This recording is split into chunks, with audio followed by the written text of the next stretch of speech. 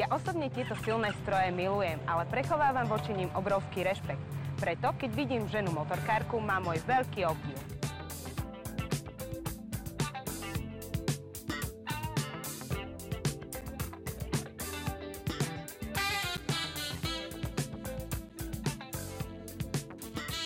Príchodom jary sa začína nielen motorkárska sezóna, ale pre vodičov aj obdobie väčšej opatrnosti na cestách práve kvôli ním.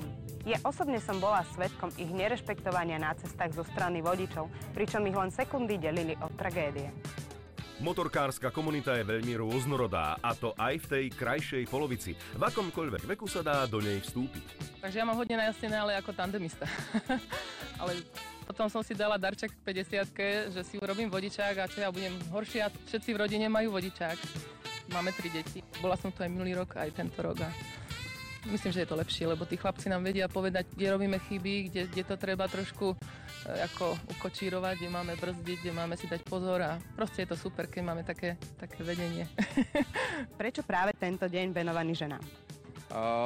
Ono v dnešnej dobe dosť veľa kočiek podľahlo tomu kuzlu jednej stopy, čiže na tých 2 kolesách sa vozí rado, ale častokrát sa stretávajú s takou, nechcem povedať nepriazňou, ale možno s takými predsudkami zo strany nás chlapov a preto sme sa rozhodli venovať celý komplet deň, celé cvičisko a všetky priestory len vyslovene ženám a páni majú teda vstup zakázaný.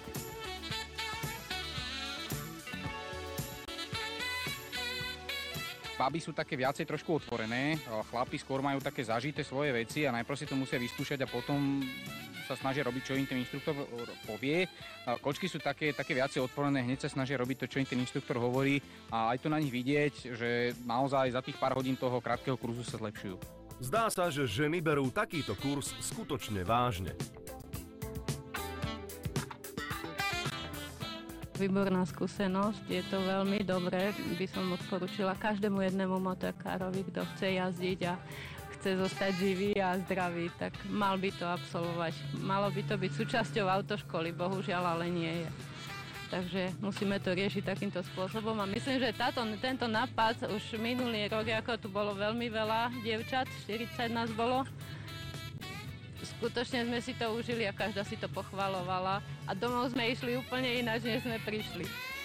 Základ síce dostali v autoškole, ale tu je vítaná nadstavba. Vodický preukaz mám 3 týždne, tak v prvom rade som si chcela osvojiť nejaké zručnosti, aby som na cestu už vyšla ako riadny vodič, keďže v autoškole teda nebolo toľko možností. Vydržte, s motorkami dnes ešte pokračujeme.